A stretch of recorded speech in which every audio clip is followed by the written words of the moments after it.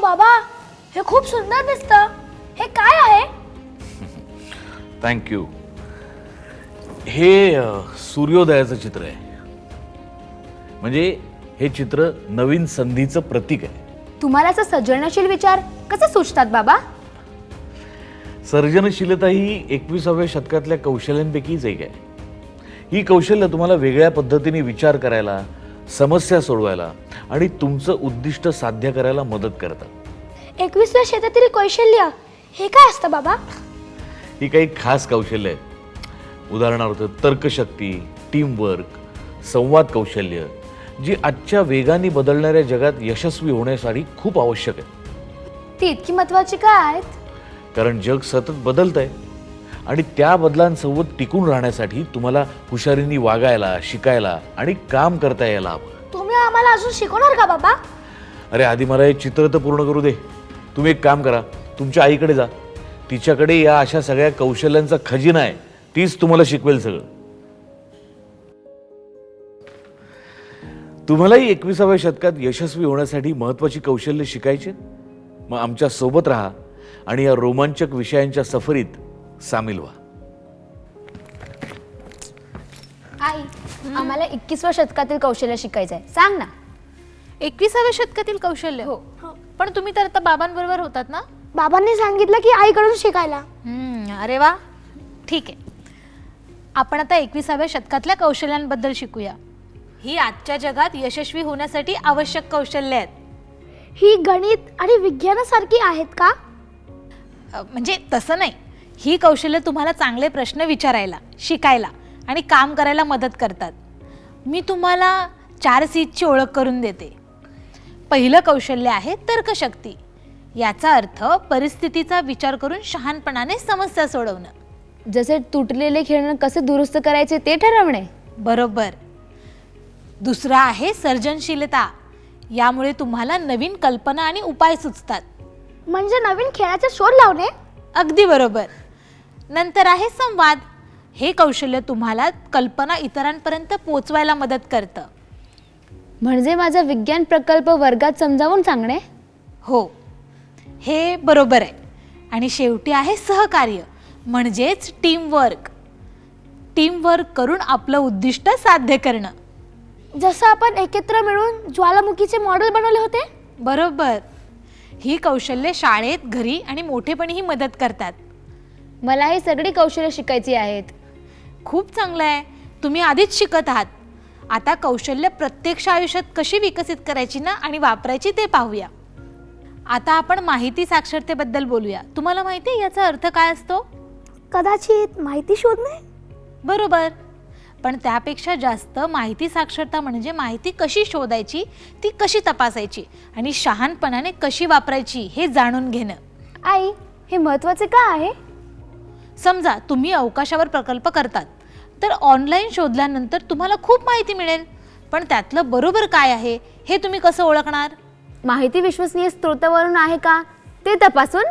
बरोबर. विश्वासार्ह स्रोत जसे की खान अकॅडमी, दीक्षा किंवा नॅशनल जिओग्राफिकल किड्स नेहमी अचूक माहिती देतात.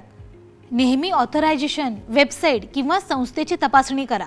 शिवाय वेगवेगळ्या स्रोतांकडून माहितीची तुलना करा. म्हणजे माहिती साक्षर असल्याना फेक न्यूज पासून वाचता येते. बरोबर. त्याचबरोबर हे तुम्हाला समस्यांवर उपाय शोधायला, प्रकल्प पूर्ण करायला आणि स्वतंत्रपणे शिकायला सुद्धा मदत करतं. मी माझ्या विज्ञान प्रकल्पासाठी हे वापरणार. वा, ही तर उत्तम कल्पना आहे. माहिती साक्षर असणं तुम्हाला अधिक स्मार्ट, शिकणारा आणि चांगला समस्या सोडवणारा बनवते. आता आपण माहिती शोधायला आणि वापरायला शिकलो. आता 21व्या शतकातील मुख्य कौशल्याबद्दल बोलूया, म्हणजेच 4 Cs. 4 C ते काय असतं आई? 4 C म्हणजे तर्कशक्ती, सर्जनशीलता, संवाद आणि सहकार्य. चला आपण तर्कशक्तीपासून सुरुवात करूया. हे कौशल्य तुम्हाला समस्यांचे विश्लेषण करून हुशारीने उपाय शोधायला मदत करेल. म्हणजे आपण जे पझल सोडवतो ते तर्कशक्तीचं उदाहरण आहे. म्हणजे गोष्टी समजून घेण्यासाठी आपला मेंदू वापरणे. अगदी बरोबर. पुढे आहे सर्जनशीलता. हे तुम्हाला नेहमी कल्पना आणि अनोख्या पद्धतीने समस्या सोडवायला मदत करते. नवीन चित्र काढणे किंवा खेळ तयार करणे. एकदम बरोबर. आता आहे संवाद.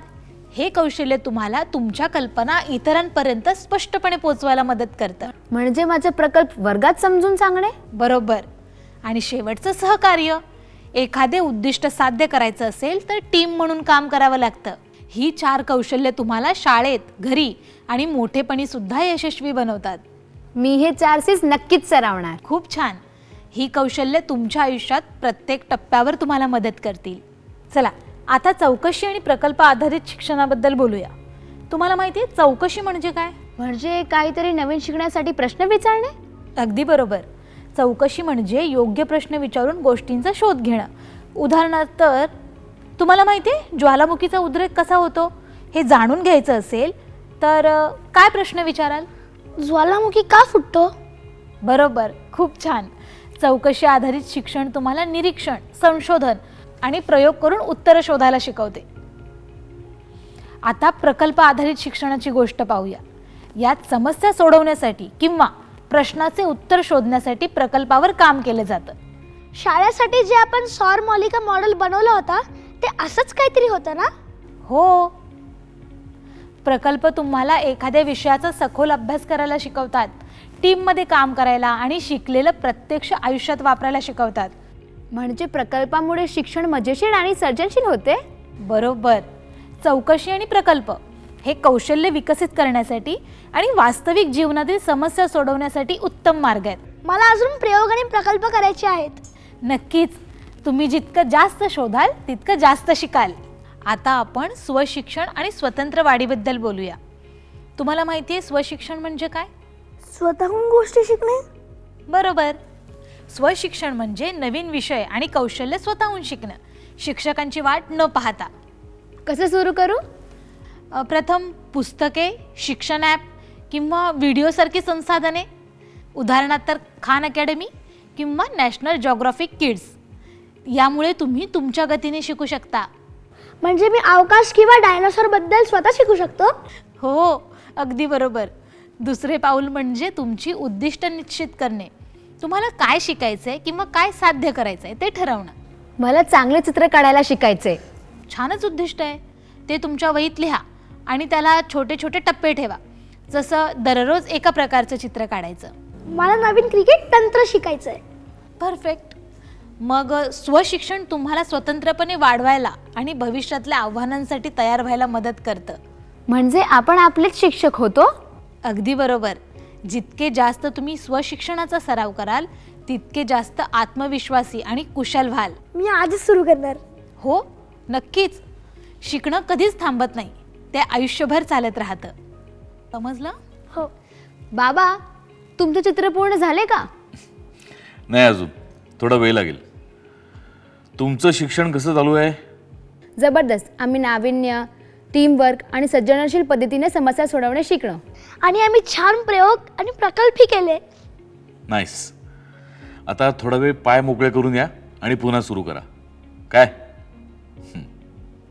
आत्तापर्यंत आपण तर्कशक्ती, सर्जनशीलता आणि स्वशिक्षण यासारखी महत्त्वाची कौशल्य शिकलो आहोत.